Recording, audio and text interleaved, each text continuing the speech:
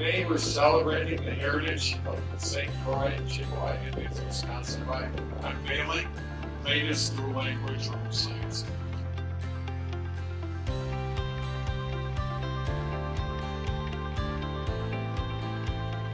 From our perspective, the Dual Language Sign Program offers a continual reminder of the importance of intergovernmental cooperation with our tribal governments.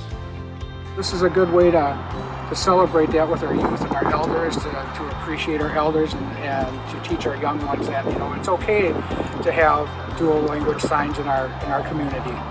This program is a testament to our work as a state to strengthen our government-to-government relationships, and I'm so glad to see these new signs added to our roadways. Our dual language road signs not only identify tribal lands and indigenous languages, but they also share that heritage with everyone who travels here.